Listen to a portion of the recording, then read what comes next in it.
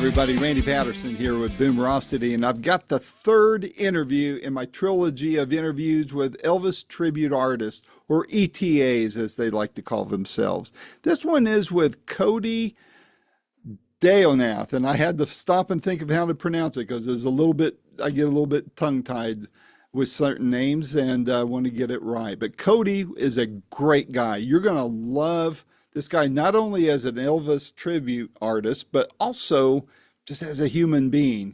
We talk a lot about Elvis, man. We're just two fans of Elvis, sharing Elvis stories and insights and things like that. And Cody's a nice young man. He's in his 20s and rocking the Elvis thing, man. Let me tell you. And I'm a tough one to convince on those things. And I've had the privilege of interviewing three of the best of Elvis tribute artists, and Cody is certainly one of them. I encourage you to listen to this interview if you love Elvis, because you're going to love what he has to say about him. And while you're at it, I always ask this, but if you haven't already, would you subscribe to Boomerocity on whatever platform you're catching us on, whether it's the podcast platforms or on YouTube or any of the others? And while you're listening to this interview, would you go ahead and hit like? Neither going to cost you, but it sure helps Boomerocity out a lot. So without any further ado, here is my first of what I hope are a lot more interviews to come with Cote Deonath. Until next time, this is Randy Patterson with Boomerocity. Take care. Hey, brother. Hey, Elvis. How's it going? Doing good, man. Doing good. Man, I am so sorry. I was on Central Time, and I'm normally on Eastern Time, man. But as you can see, I am literally on site at a gig right now. We just got done sound checking, and you can see the jumpsuit in the back, the Aloha jumpsuit. You got the gold lame in the back there. So we're in the thick of it. So yeah, good deal. It worked out good. Before we go any further, I got to ask you, because I don't want to make a fool of myself, which I can do pretty easily. Hey, man, but I'm with you there. I've watched some interviews of you, and I've heard your name pronounced two different ways. So is it Cody? Cody, yep. Okay, absolutely, man. Because I've heard some French-leaning type of pronunciations of it, which is Cote. Yep, absolutely. Yeah. And then is it Deonath? Is it Deonath? Like banana boat Nath. I'm sorry that you had some latency there. What was it again? Deonath. Deonath. Okay, cool. Very cool. All righty. Yep, Deonath. Yep, absolutely, man. All right, now I can speak somewhat intelligently. So, awesome. Man, do you want me to go grab some? Do you want me to go grab my AirPods or anything like that? No, you're good. I'm hearing you fine on my end. It's just I think it's a network thing, a little latency there. But, well, you're talking to a huge Elvis fan. My first concert was Elvis Presley, 1973. Yeah, in Phoenix, Arizona. Where at? Phoenix, Arizona, at the Veterans Memorial Coliseum. That's incredible. Yeah, I was 13, 14 years old. And not only that, as I got there 2 hours early, and I'm standing in front of the stage and I'm looking at all the gear, and I'm especially kind of zeroed in on the black guitar with his name written in script on the neck. And somebody walks up kind of beside me, not too close, but kind of beside me. I turn and look, it was the Colonel. And I asked him a few questions. And the last one being, can I go backstage to meet Elvis? And he goes, no. And he turns around and walks off. But that's my first celebrity interview. I kid you not. So the Colonel Tom Parker, man, unreal. I wish I brought a camera and snapped it, but I followed the rules on the ticket stub that I still have. And it was but the miracle was, Cody, was this thing. I mean, like I said, I was 13, 14 years old. Mom, like Elvis, had me in church every Sunday, but this was not only on a Sunday afternoon, it was Easter Sunday, and Mom still let me go because she was a big fan. So wow. That's saying something about Mama. Like that's crazy. Yeah, absolutely, man. But I mean, was it just electric? I mean, I asked that every Oh my single time. gosh. It was like a bolt of electricity, correct? Like it was just like Oh, it was. I think just people, lightning.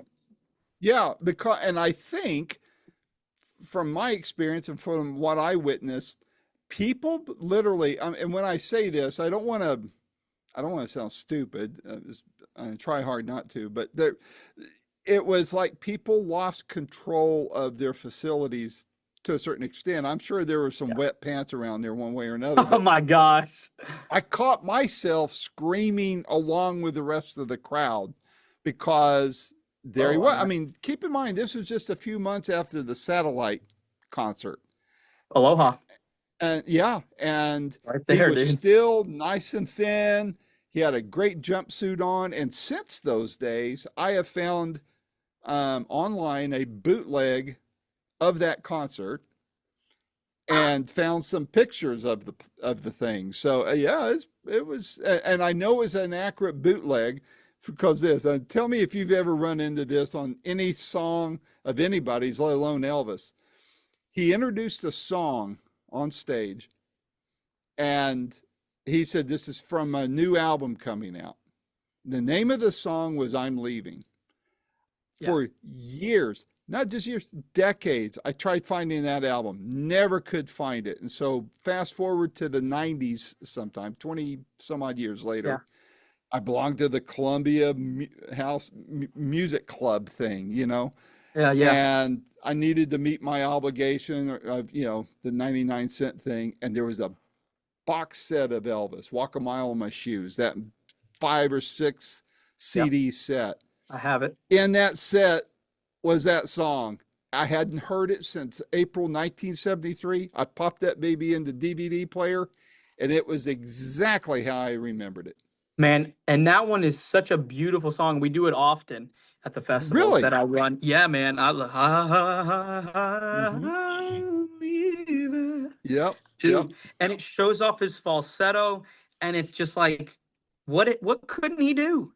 You know what I Yeah. mean? I mean, and he didn't sing in falsetto that meant that much. I mean, that and maybe Unchained Melody were some of the Little Darling, Yeah. were, Little was Darling. Yeah. yep, absolutely was a falsetto featured song that Elvis would sing live on stage. But I mean, he really didn't. He was always that smooth velvet voice. You know what I mean? Right. But when he burst out his range, man, I mean, it was just like, I mean, you're one heck of an entertainer, E, but my God, do you have a voice? That's what I always thought. I was always thinking. I mean, he's like, oh, you know, and I'm sure you've heard this, and if you haven't, I'll maybe learn something new. He always used to say, you know, if you want to see a singer, go see Frank Sinatra. If you want to come see an entertainer, you come see me. And I'm just like, Elvis, that's not true, brother. I'm like, you're a singer. You are No, he pound for pound one of the best singers that's ever walked the face of this planet. You know. Um, absolutely. Well, and I'll go a step further on something. I wish I could remember um, the name of the guy. He's a musicologist, but he's kind of a one-hit wonder too. He did that This Moment. It was done on Family Ties and all that, and it, you know, he became an overnight sensation. But when I interviewed him, gosh, I wish Billy. Gosh, the last name's slipping me totally. But yeah, anyway, when I interviewed him several years ago, he was describing Elvis, and he goes, "The looks of a Greek god." And you know, I mean, think yep, about it. You look at him and you try to figure how old he was at any time. I mean, we know by certain things, maybe the jumpsuit he wore or something. We know chronologically because of yeah. records how old he was. But if you didn't know, I'd defy anybody to try to figure out how old he was. He just was No, I mean when he was ageless. exactly. I mean, we in his late 20s. You're like, I mean, dude, he just don't look. And then you look at him at 42, and you know what's crazy about Elvis in that regard. You know, people look at the CBS special of '77, and that's not how he looked. That's not No. how he looked in the end. You know, there's pictures. I've seen pictures. There's pictures online. His hair was not that it looked almost frizzy. It almost looked Yeah. frizzed, and he wasn't that bloated. And I mean, his voice was incredible. I mean, the concert, if you listen to it, I mean, he sings Bridge, and it's arguably one of the best Bridge over Troubled Waters that he sang in his entire career.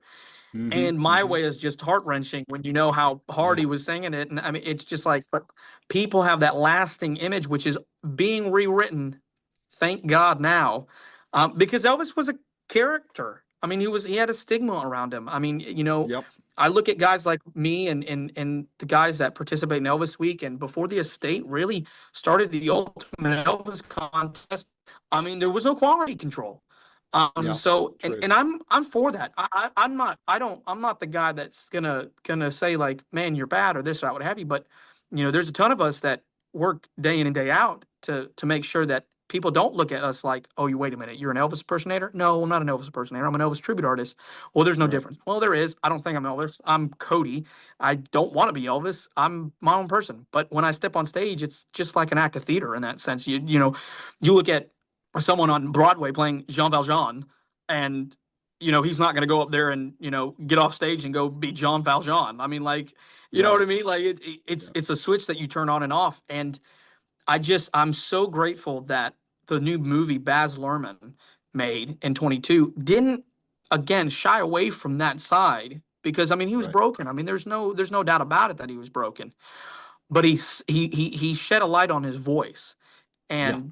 that's like the mind and body. I mean, I was fortunate enough, along with a lot of other people that were close in the industry of, doing festivals and licensing this and that, what have you.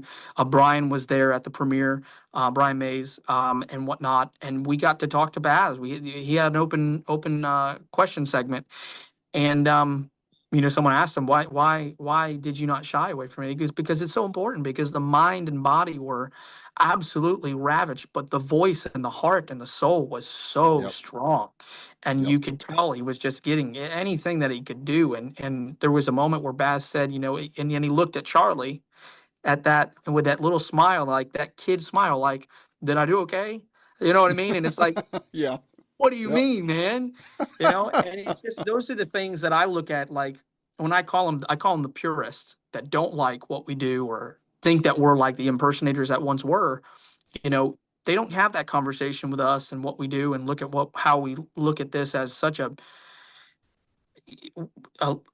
duty to not disgrace the legacy of what Right. has Right. come. Because, and by the way, we are this big.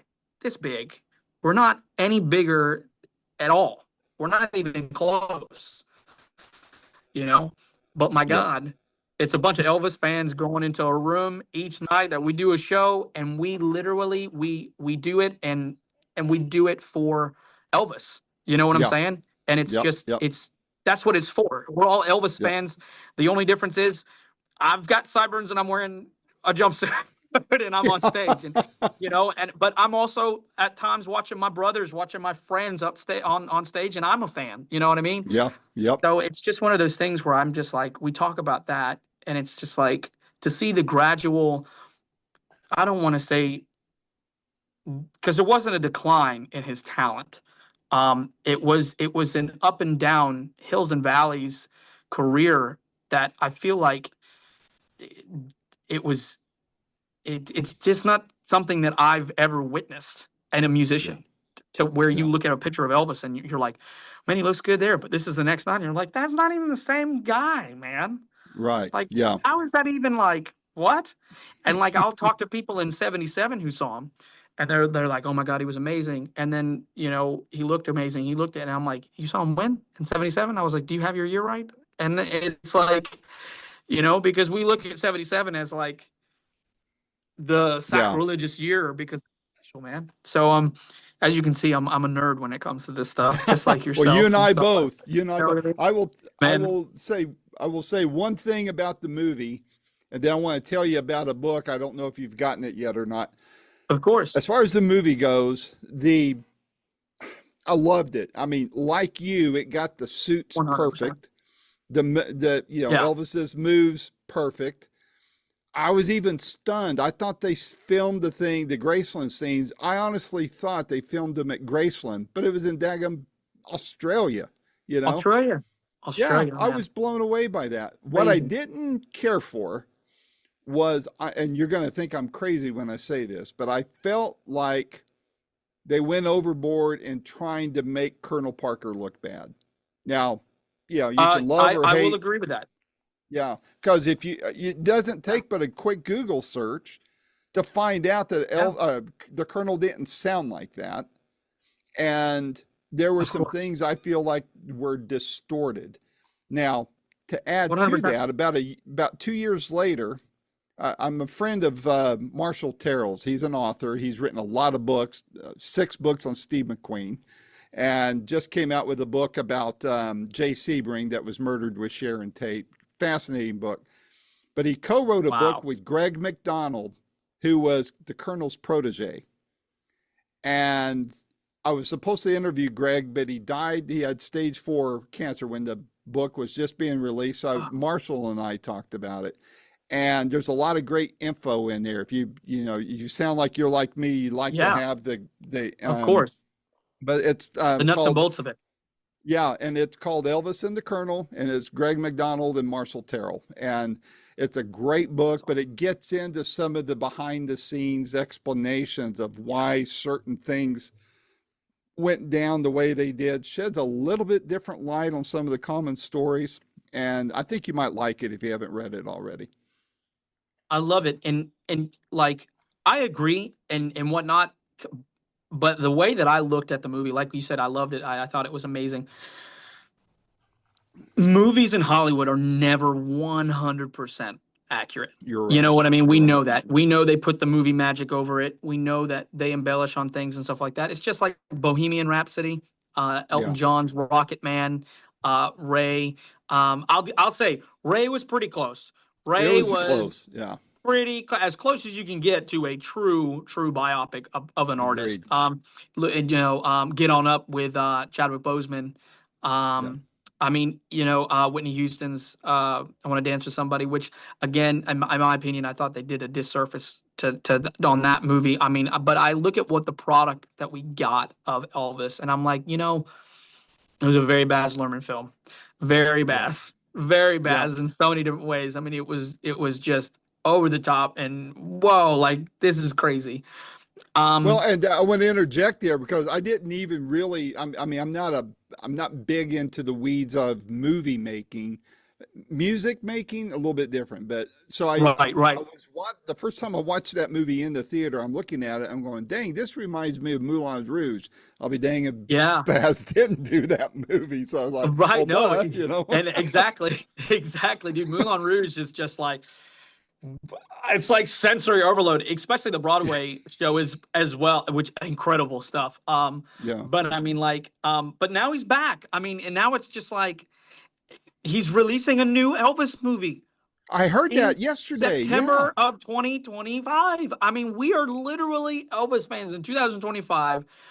We're about to see new footage and new Hmm. interviews and new backstage stuff of Elvis Presley. And he goes, "It's going to change everything that you thought you knew about Elvis." And I'm going, "How are you telling us that in 2025? Like what are you saying to us right now? Are you telling me I'm going to go I've got to go back to school?" Like I mean like I've got You to and me go both. learn.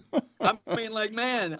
So I mean, it's just one of those things. But like, what's the gift that keeps on giving? Elvis Presley. I mean, like, Hmm. I'll stack him up to the greats any day of the week. I'm sure that there's people you that could argue has a better voice or better this or that. Nobody has a legacy like Elvis. Nobody That's right. has impact on pop culture like Elvis.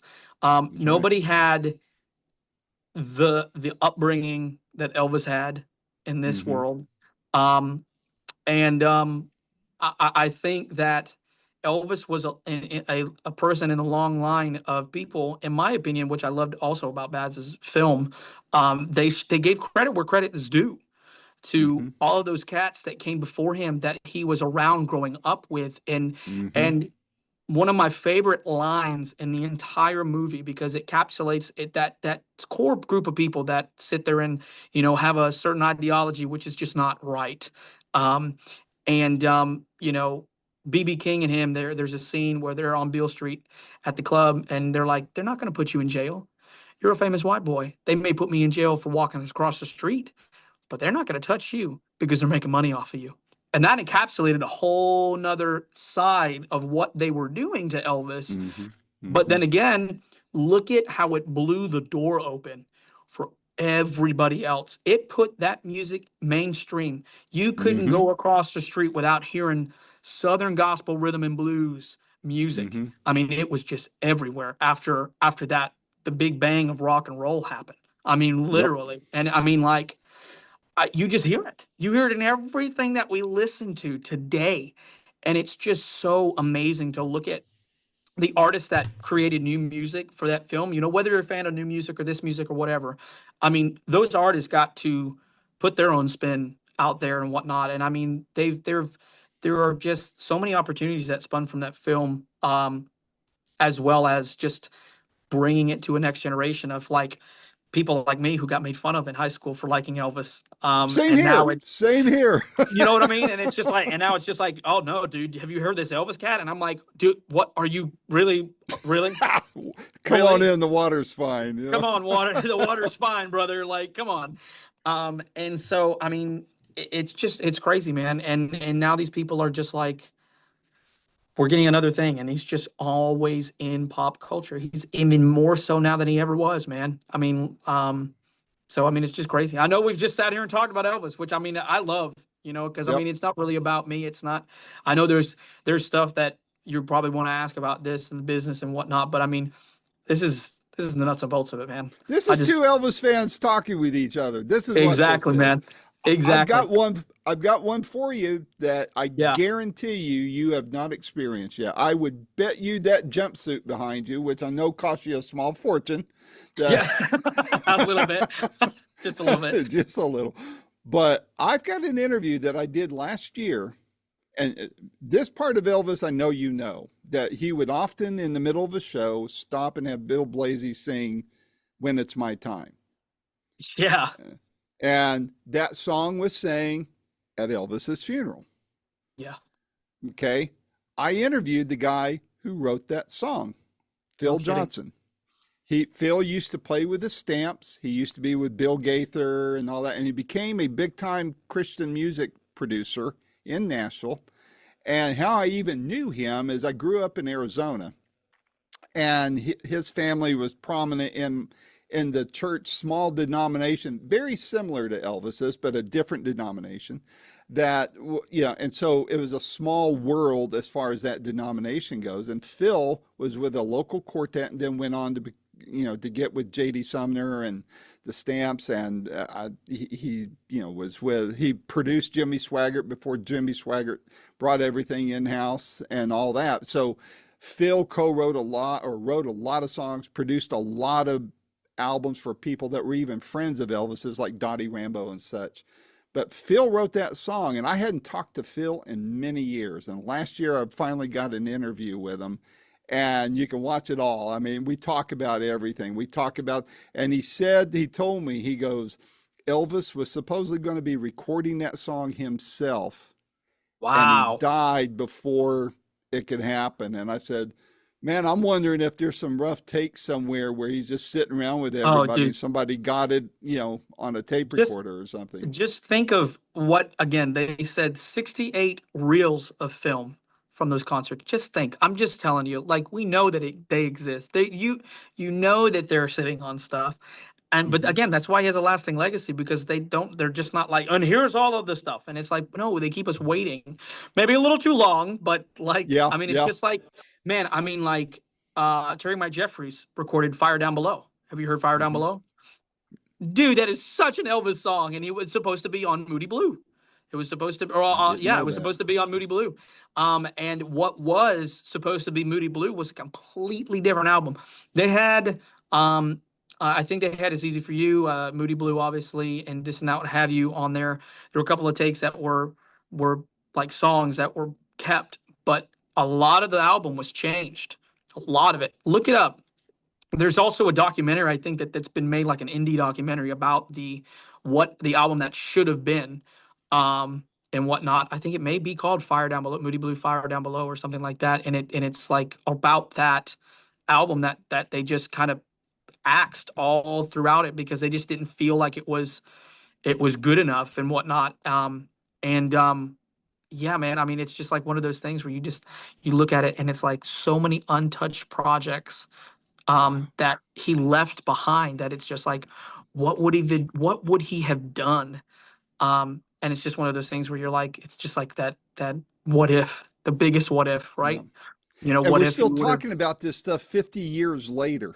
almost Uh, 50 years. We're 2 years yeah. away from the 50th anniversary of his passing, Yep. Yep. 90th birthday. Um, just like what? Like that's Yep. nuts. I mean, they don't have Michael Jackson festivals, Prince festivals, Johnny Cash festivals. I mean, Well, I know who's there are a tour? couple. There's only one other artist they tour the house of, and that's Prince. You know, and that gets any major traffic. I mean, Yeah, exactly. Graceland's it, man. Not even Graceland's Palm Springs homes. Graceland, you Yep, know, just exactly. It's just like one it's of those things where it's like I, you look at it and you're like, how much closer can you get? that's You right. can't. Well, You can't, well, man. man, you nail his voice. I mean, I tested myself because I've listened to. I'm certain everything that's available out there on Elvis, but you know that he's recorded. I've listened to. I don't own it all, nowhere near it, but I've listened to it. I know Elvis's voice. Yeah. I tested it with you and the Ah, others. I interviewed a couple of others, and and you're one of those three where I could close my eyes, and you're like 99.9% accurate oh man. on it all. I mean, you nail this, man. You really do. And I I got to appreciate it, commend man. you. The investment you've made in that in the stage suits and all that kind of stuff. I mean, those are precise. Tell me the story behind, especially like the one that's in the background there.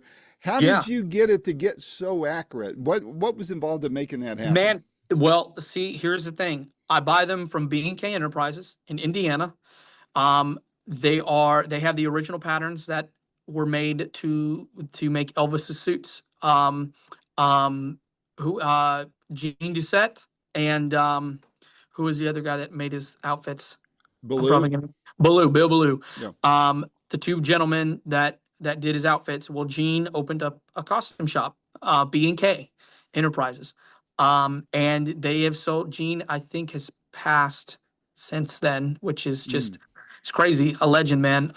He did all the embroidered, all the studding with Bill Baloo, and all this different stuff, all the designs. Um, so they're out of Indiana, and they work day in and day out to make sure that they are the most authentic that you could possibly get. And obviously they search high and low because some of these things, I mean, obviously they were buying them in the 70s. So it's like, where do you even get something like that? You know what I'm saying? And these days, Right. but they find it, man. They find the closest thing to the gabardine. But I mean, he had wool gabardine, which I don't even know how he's Hotter like than blazes. Yeah. hotter than blazes because most of those arenas didn't have AC either. I mean, it's just like Mm-mm-mm. crazy, man. That so mine's a little bit more breathable, but um they have every single jumpsuit that he possibly could have worn up on their website, from the Alpine to the Sundial to the Aloha suit to the American Eagle to the lesser known suits like the Star and Tassel suits, which we didn't really know about until the internet came out. And there's like Yeah. one picture of Elvis in that. And then the rest of them are in a book, um, a costume book that they sold back in the day. The Knot suit. I mean, these are suits from 1971 and stuff like that. I mean, the turquoise Contra suit, which is called Now suit because it was on the Now album of Elvis. Mm-hmm. Mm-hmm. Um, Fun fact: Miracle of the Rosary and We Can Make the Morning are on that album as well. Which We Can Make the Morning is probably one of my favorite Elvis songs that he's ever done. Very underrated. But I mean, these costumes, I mean, they take time, they take effort. Their footprint is 6 months because they take and they place every stud individually on the suit. Yeah. So Yeah. it's crazy. It's crazy. So Now you're in your career that you and your performances, you pretty much center on what? The 70s, or do you get before that? I do everything. I'm 28. I do the 50s, the movies, the 68, and the 70s. So essentially, because my hair's done up like the 50s now, so I have kind of like the little bigger sideburns for 1968. Whatever is passable, right, for that kind of look. But how the show goes tonight is we start with 1950s.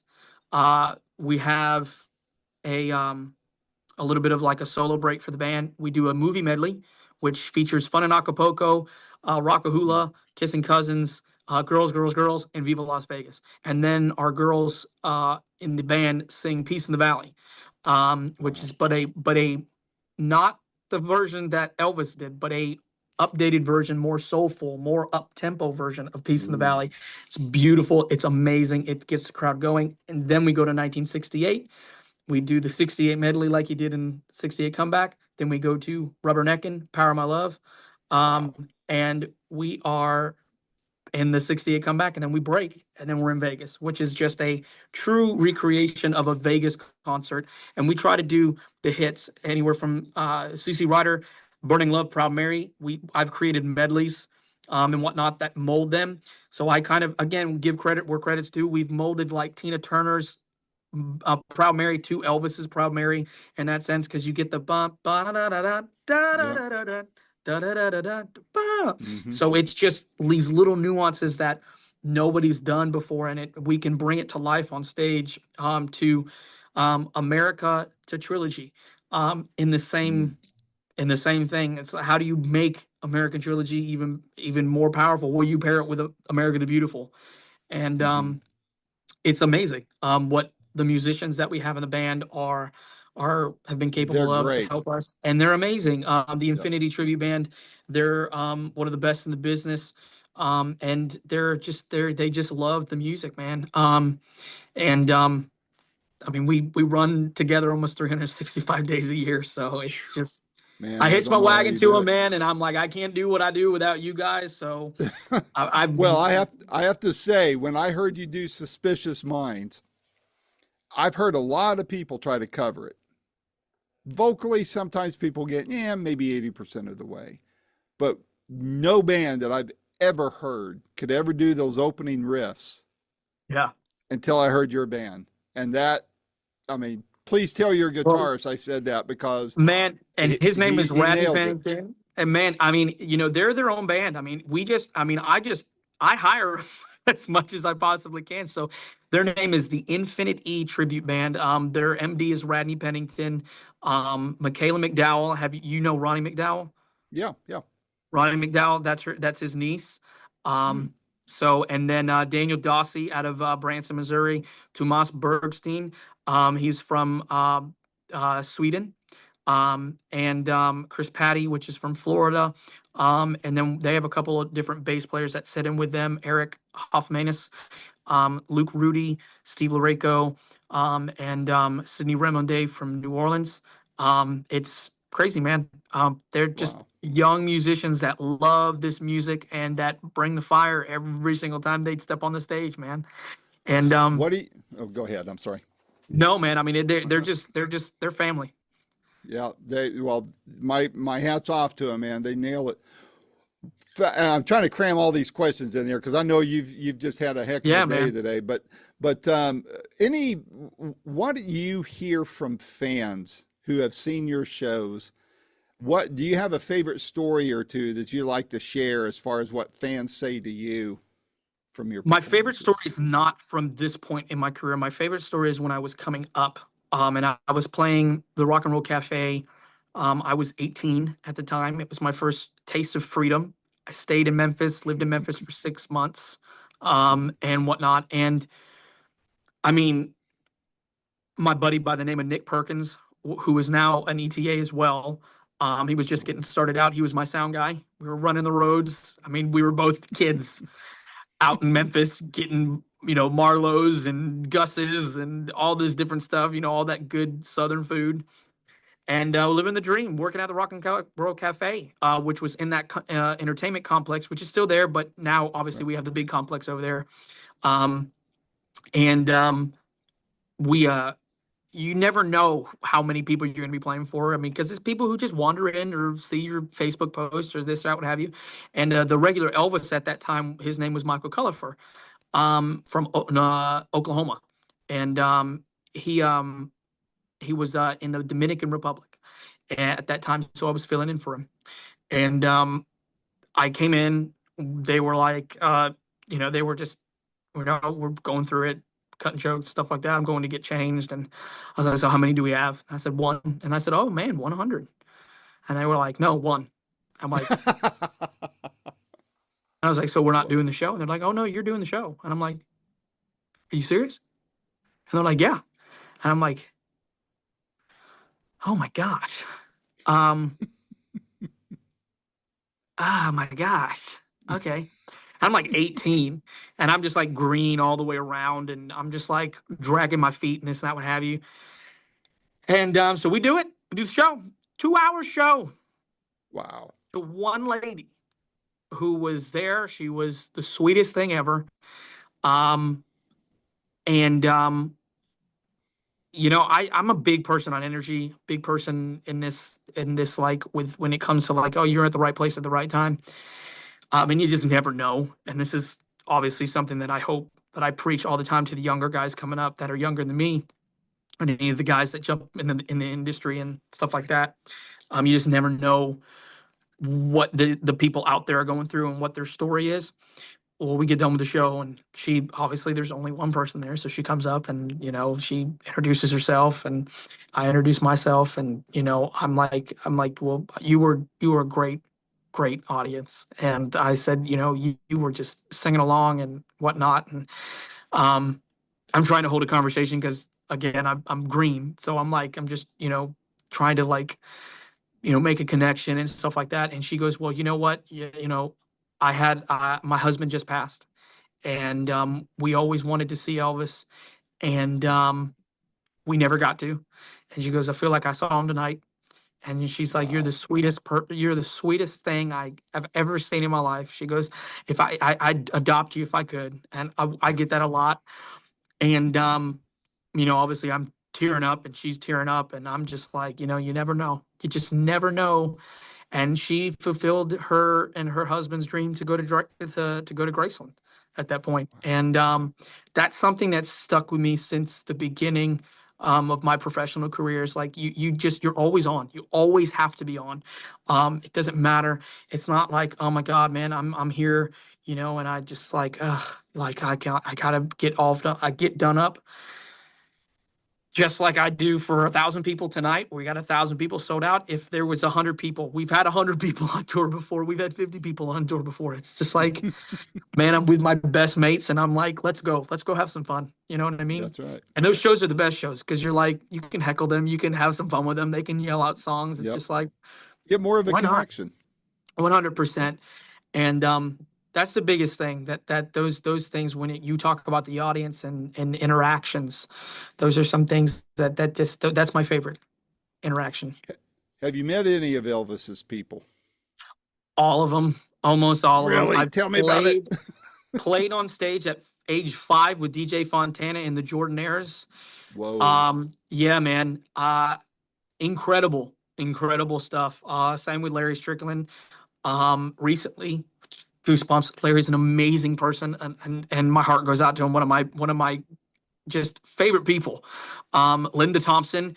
Um, I can't say enough good things about Linda. She has my heart in so many ways. She is just amazing. Um, I love her to death. I can't say enough about Linda. She's just always so kind, so humble. Doesn't I mean, she just takes the time. George Klein, Hmm. Guy Harris, which is another a one that gets forgotten about a lot because we lost him very early on in whatnot, from Tupelo, Mississippi. Elvis's childhood best friend.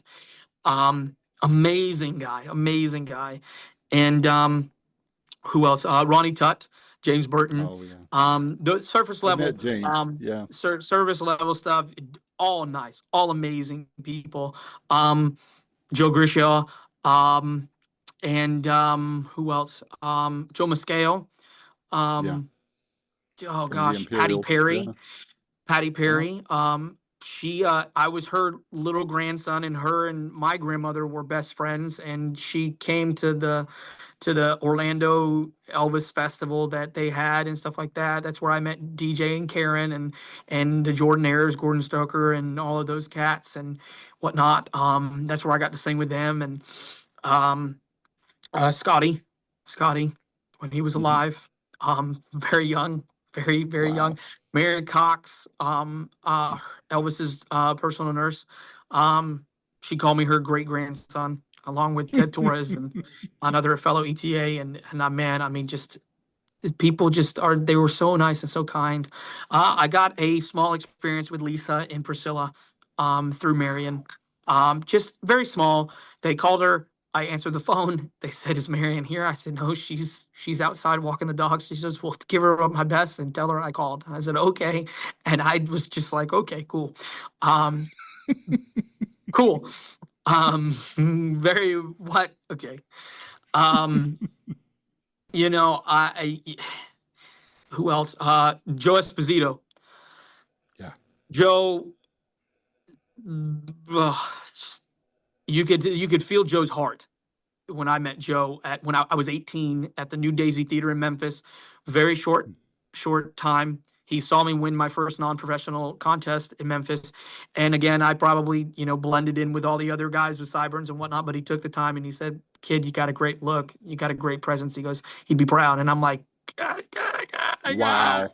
gosh, God, my gosh." And again, I don't know if he said that to everybody, but listen, man, in that I doubt moment, it. that was a time, that moment in time for me and him. And I was 18. I just sat there and listened to him, and he was good friends with a guy by the name of E-Rock, and they always ran together and stuff like that. So they were all there, and there's a picture of me with my like just not polished look or anything like that in my chain suit. And I'm just like sitting there looking at Joe, and Joe's this little old man just sitting there. I got the honor of meeting his daughter in LA this past April. And she just couldn't had the best things to say about her dad. And Mm. she's on Instagram and stuff like that. And we keep in touch and stuff like that just through reacting and whatnot. And just, it's so crazy to see the impact that Elvis had on these people. And then these people had Mm. impact on everybody else's life. Sonny and Red West. Um, Wow. Sonny was, I've never in my life, I was probably 8. We were at Tupelo. And Sonny and Red are very controversial in the Elvis world because Well, of what they supposedly wrote. did to Yeah. Elvis and whatnot. And Sonny and my grandmother, who's no longer with us, she passed in 2012. Um, man, she marched in there and had just some words to say to Sonny, and I remember her just going off, and Sonny just sitting there taking it, and he said one thing to my grandmother, and I looked away for 1 second, and they were bawling together. They were just bawling. And he goes, "You're the first person to come today." Because nobody came. Nobody cared. Nobody wanted to see him. Because it was like one Mm. of the first events that he had done and stuff like that. And to be in Tupelo, of all places, I mean, Oh looking yeah. back at it Yeah. now, you know what I mean? Yeah. Like kind of how dare you or this, that, what have you. And I mean, we sat there for 4 hours and talked to Sonny. Whoa. 4 hours, him and My goodness. his wife, and it was just so crazy to see grandma and my mom and my grandfather. I call him Papa. My dad, just everybody, my little sister, and it's just everybody was just we were holding court, as they say. Very Just cool. those memories and those things that I just have, and I just keep to myself. I don't brag. I don't do this because it's not this, dude. Like it's all up here in my head, and I just look at it as just such a blessing from God to have such a long lineage of things that I look back and I'm like, I don't remember that, but my God, I'm sitting there with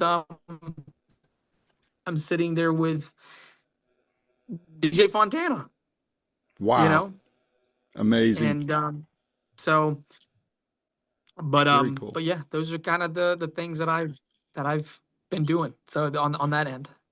A little trivia here for you too that you might be interested in. I mentioned the Jay Sebring book that Marshall, my friend Marshall, co-wrote. He co-wrote it with Jay Sebring's nephew. I interviewed him. The interview with him posted this Wednesday of this week. In that interview, we talk about Elvis and Jay having cut Elvis's hair, and their heads butted. They did not get along.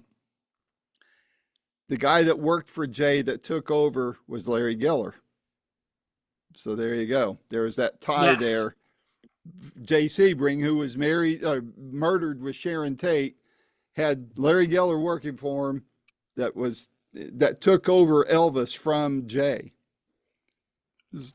And that's all in the interview I did with him. Not to sell my interview or anything, but just letting you know where these little Right. umbilicals kind of all tie in together. And And you just never know, like, people's Elvis connections, man. I mean, it's nuts. I mean, yep.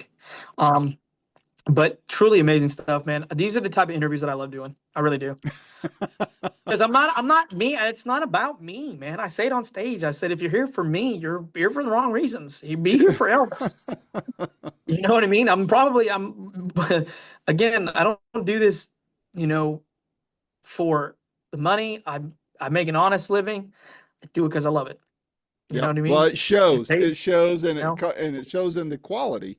What? Just out of curiosity, of all your repertoire of songs that you do of Elvis's, what song would you point people to? Because there's going to be people watching this interview that are just Of going to course. become aware of you because of this interview. So, what song would you point them to that's out there for them to watch, or could listen to on one of the streaming platforms, that you do of Elvis's that you would point to as a calling card? And then the second question is, what is your personal favorite Elvis song, whether or not you do that song?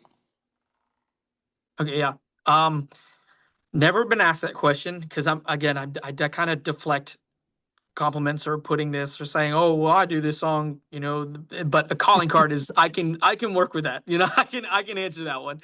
Um, if you say a calling card, I'd say me performing Unchained Melody. That's my song, man. I look at it as a connection to him. I look at it as a connection to my two late grandparents.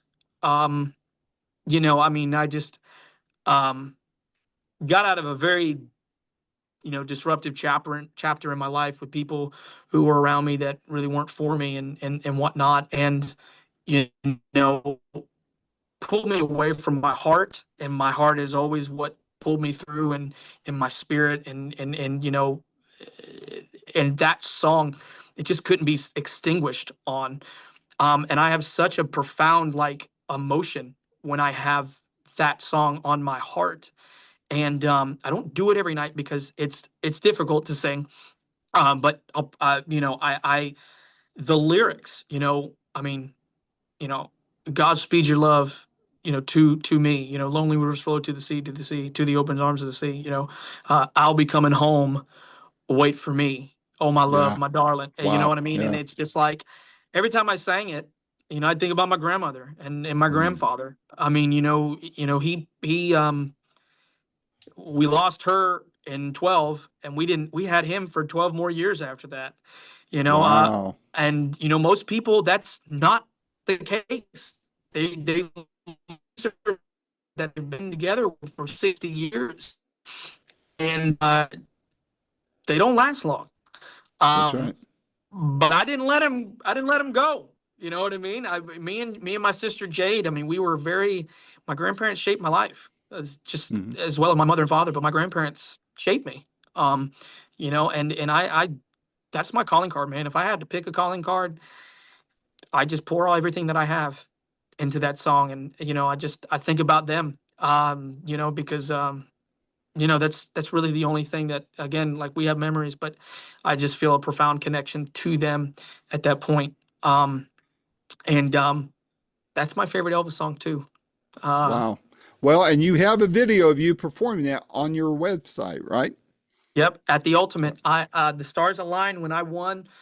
I got Unchained Melody and Suspicious Minds, and back to back, and then I got to do How Great Thou Art, and my grandfather was there to watch me win, and he was That's gone. okay. He was he was gone 4 months later, and How how special he got to be there for you, you know? I think that it was just the last thing to check off his box. I'm a firm believer in that in life. People live for passion and goals in their life, and things that they want to see. And if you don't have a goal, then you're just floating in life. I feel like I just feel like you're not really truly living. And Yeah. eventually you'll get to a point where will and dedication is the only thing that's going to keep you going. And so finding something that you can have that's willing you to stay alive and to follow and to chase, man, that is what it is about. That's how you stay Yep. young forever. That's right. My grandfather was 84. Before he lost him, he had 2 keyboards, loading them up into the trailer. And I said, Papa, he goes, I'll stop when I'm dead. And he goes, he's just a little New Hampshire man. Um, and you know something, he he was there, and we got the call, and it was the hardest day of my life. I Um, bet. I had to perform that night. Oh, And I had my family around me, my Elvis family, my brothers, and you know, it's not something that I've talked about ever on camera or on an interview, so this is a first. And I just remember just being in this sense of like just disbelief. I don't even know if it's disbelief, but numbness, because it was just like that. But it was like I don't I don't know how I got through it. It was by the grace of God that I got through it. And we sang one last song for him. And second to last song that I sang was Unchained Melody. And the last song I sang for him, he always said, we always sat on his couch, and he said, you know, he goes, you better, if I pass away, if I leave and you have a show, he goes, you better get your behind, and he didn't use behind on that stage, and you better sing. He goes, because I'll come back down and I'll haunt you for the rest of your life, and it won't be fun for you, Cody. And and you know what? He got his wish. He manifested every single thing about it. wow. You know, we watched my grandmother, you know, she lost the battle with cancer, stage 4. Third battle, she was a tough one. Tough Mm. one, tough one. And he never wanted to suffer. He just wanted to go to sleep, and it's, you know what? That's it. And you want to know something? That's what he did. Went to sleep Wow. peacefully as ever. And he lived a life like you wouldn't believe, man. I mean, he was a self-made man, and it was just one of those moments where it was just like, you know what? There was not a place that I should have been except there at the Georgia Elvis Festival with my people, with my family. I know I was separated from my family, but I was with my family nonetheless. So if that's Yeah. that's the calling card, that's my favorite song. Is, I mean, it doesn't get any deeper than that. I just don't. I You hear know. you. I hear you. Well, you know, similarly, and not trying to inject myself into your Of story, but course. I think you hear this kind of thing a lot. For me, my mom was the Elvis fan. You know, she Yeah. was around the same age as Elvis, and actually a little bit younger. And my first records I listened to were her 45s, Wear My Ring Around Your Neck, you know, Don't You Think It's Time, uh, Santa Bring My Baby Back to Me, all those kinds of Absolutely. songs. And Absolutely. I've got every one of those 45s in my possession. She passed away a little over 7 years ago. And so it's what the stories I love hearing is just like you shared, how the love for music, how the love, and whether it's Elvis or anybody else, that parents and grandparents hand down to their kids. It's unbelievable that we all have that person that gets us introduced to someone like this or a genre of music, and it just shapes it shapes that person for the rest of their life. I It mean, it really does. is. And that's so amazing that your mom was that person for you, man. And just like to have those moments, to have that moment with your mom, getting to go there, that's just, it's incredible. Yep. My mom Yep. actually is tours with us now, so I'm very blessed that my mom Cool. is with me. She's knocked on the door. They don't know what I'm doing. They thought they that I had an interview today. But like then they're like, hello, and I'm like, hey man, I'm not messing up the flow of it. I just had to quick grab my charger. But she is on the road with me. It's a family affair, man. I mean, my mom works for me now, which is the best. And as you know, it can be the most challenging thing because she's a mother and she will always be a mother, man. And that is one of the best things about, like, she always makes sure I'm taken care of. She always makes sure the band, everybody, the guys. Mom actually cooked for the Nashville Elvis Festival, Brian and Tom's festival, Brian Mays' Yeah, festival yeah, that they Brian. have in He's a great Nashville. guy, by the way. And Love Brian Brian. is one of him and Tom. Fun fact, they were the first people to take a chance on me. And I said, just give me a shot. Give me a shot. Just let me sing. You just pay for my gas. Okay. Okay. And and they gave me a shot, and I never looked back. And Wow. if it wasn't for Brian and Tom, I probably wouldn't have had the stage to go out and start showcasing, because it gave me legitimacy, because they're legitimate. I mean, they have one of the most prestigious festivals out there, the Nashville Elvis Festival Yep. and stuff like that. So, I mean, Mom did the catering for Nashville this year, home cooked meals for people and stuff Whoa. like that. Yeah, man, she can throw down in the kitchen. So I always get to have Mom's cooking, and everybody gets to have Mom's cooking. Everybody loves Mama D. So, it's just a great thing to have. And just, we build each other up. We build everybody up. Everything that we do and that we have, we put out there together, and everything is there to help one another. And, like, if there's anybody out there in the industry that says that we don't, well, they haven't experienced it yet. You know what I mean? Yep. So it's just Are one you of are those you going crazy to be things. playing the festival in March in Nashville? Yep, I will be there. I don't know what night I'm going to be on, but I am going to be in Nashville this coming week for 68 Comeback. We're recreating the 68 Comeback in the round. Wow. Myself and Emilio Santero, the current reigning Ultimate Champion, not for much longer. So then we'll be two past Ultimates, two I old talked to dogs. him yesterday. Yeah. So, So and one of my best mates ever, and I'm so glad that I was able to pass the crown to someone who took it even further and repped it and pushed it and pushed it and pushed it. And then we're coming back again in December for Christmas to the King. That's our 8th year there.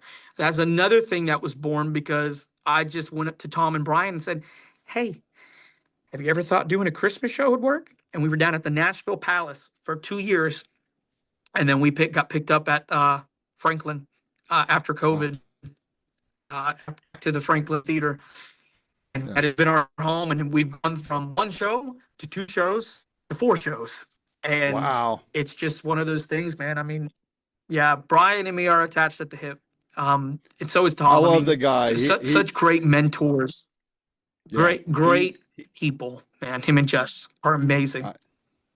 Yeah, they're I've worked off and on with Brian on, interviewing different ones of his clientele, and I've even got pictures on my personal Facebook page of me, him, his wife, and John Snyder at a pickup concert in I think it Yes. was just before COVID hit, and it was in downtown Nashville. I was working in Nashville at the time. I'm in the Smoky Mountains now, but caring for my dad, and he's got Alzheimer's, so I'm his caretaker. Yeah. But otherwise, I would be catching you next week. But I am going to try to catch the festival in Nashville next year, and it would be great to be able to meet Yeah, up man. with you and shake hands with you. And I tell Of you what, course. anytime you've got anything special going on, or I've even threatened to get together several people to talk, do recorded Elvis forums, like you and I were talking just on this call, and just Yeah, because there's so man. many fans out Absolutely. there. So maybe we'll do that sometime. But man, I want to stay in touch. And Man, where the can door where is can people? always open for that. Well, and my door's always open to you to help promote whatever you got going on. But so people can find out where you're performing. Tell viewers how to track you, how to stalk you, Elvis. You can find me on Facebook at CoteDeonath, Cody Deonath, or on Instagram, Cody Ultimate, or CodyUltimateElvis.com. Everything is up to date. I've found a rhythm finally for getting those things up on my website and keeping the social media up to date, stuff like that. It's hard, man. It's hard. Man, it's hard being a one-man show, man. I mean, and not I'm really a one-man show. I'm there. Everybody. I mean, it takes a village for me to Hmm. do what I do, and I have so many amazing people around me that have their torches, and they hold them with the utmost pride, and they hold them so well and work so hard. It's just one of those things, man, where I look at what we do, and it's just like I wouldn't have any other way. Yeah. Well, man, this is a lot of fun. I hope we get to talk more in the future, and I hope I get to catch one of your Yes. shows somewhere, somehow.